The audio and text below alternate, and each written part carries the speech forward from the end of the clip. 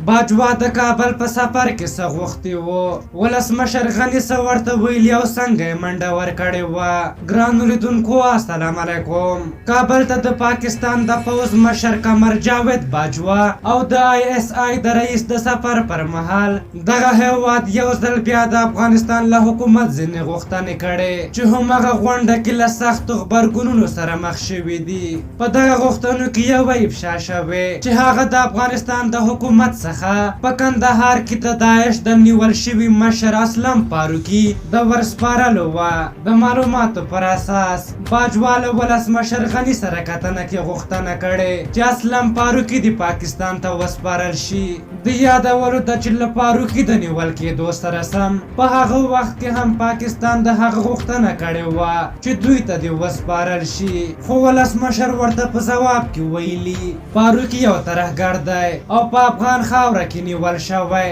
دلته یې ګڼ جنایتونه کړي، زموږ د ماشومانو او ښځو په وینو تویولو کې لاس لري.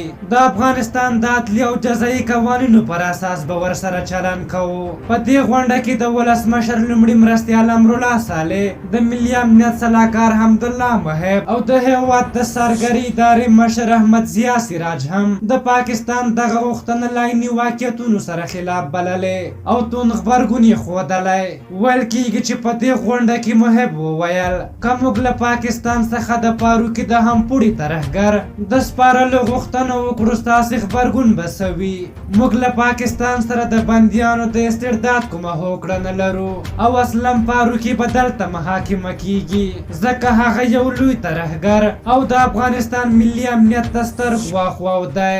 د پاکستان د پوځ مشر باجوا ویلي د اسلم فاروقي د خوشي کولو په بدل کې به موږ یو شمېر افغان بندیان خوشي کړو، خو حکومت ورته ویلي د پاکستاني ځواکونو له لوري نیول شوي ډیری افغانان ملکیان او عادي کډوال دي چې د بشري قوانینو پر اساس باید له قید او شرط پرته پرېښودل شي او دغه هیواد باید د کډوالو مسایل په سیاست او د ترهګرو موضوعاتو کې شامل نه کړي. په هر حال تاسو د دغې موضوع په هکله څه نظر لرئ؟ خپل نظرونه مو راته په کومنټ کې ولیکئ. که زموږ ویډیو مو خوښه شوې وي ضروري لایک کړئ. تر بلې ویډیو مو په لویه بخښونکي خدای سپارم. د الله په امان.